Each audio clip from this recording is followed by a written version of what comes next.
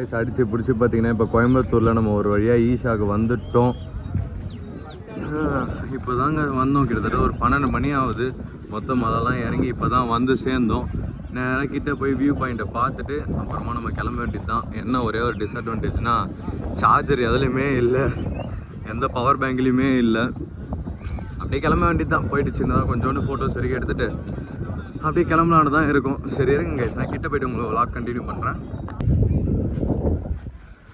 ஜெயிச்சிட்டோம் மாறா, மாறா ஜெயிச்சிட்டோம். பல போராட்டத்துக்கு அப்புறம் வந்து சேர்ந்துட்டோம். அதேதான் அதேதான் ப்ரோ. ஃபர்ஸ்ட் டைம் விசிட் பண்ணுறீங்களா? எப்படி இருக்கு? பார்த்தீங்கன்னா சலை கிட்ட வந்துட்டோம். இருங்க நான் ஃப்ரண்ட் கேமராவில் காமிக்கிறேன். பயங்கரமாக இருக்குது வியூவு. ஆனால் செம்ம பெருசாக இருக்குதான்.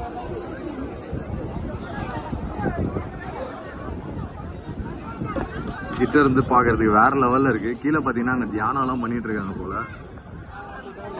இப்போதைக்கு ஃபோனில் சுத்தமாக சார்ஜ் இல்லாத காரணத்தினால் வீடியோ இதோடு முடிச்சு கொள்கிறோம். இதுக்கப்புறம் நாங்கள் எங்கன்னா சார்ஜை போட்டு அதுக்கப்புறமா கண்டினியூ பண்ணுறோம்.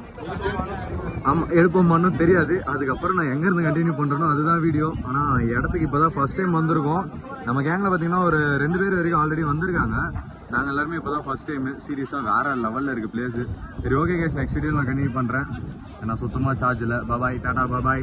Many hours later.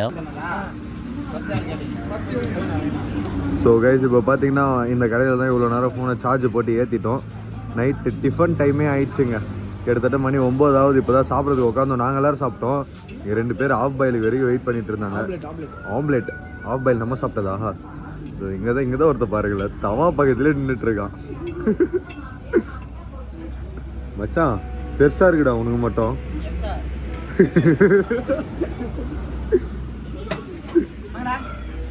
அப்பா மச்சானுக்கு பெரிய மனசு, கூப்பிட்டு தரோம்.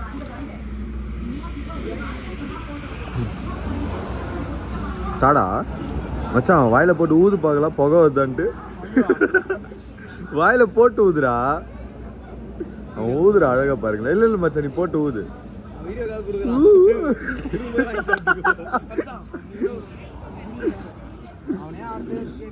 சரி ஓகே கைஸ், அவ்வளோதான். இங்கேருந்து இன்னும் ஒரு 150 கிலோமீட்டர்ஸ் தான். ஒரு 2.5 ஹவர்ஸில் அப்படியே வீட்டுக்கு போயிடுவோம். வீட்டுக்கு போயிட்டு நான் அங்கேருந்து கண்டினியூ பண்ணுறேன்.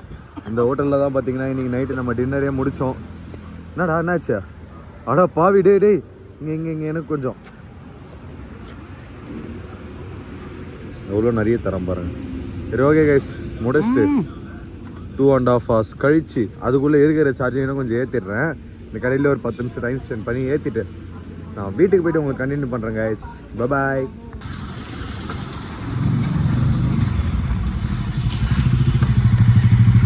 அவ்வளோதான் ப்ரோ. Jeeva bro, trip சாட்டிஸ்ஃபைடா?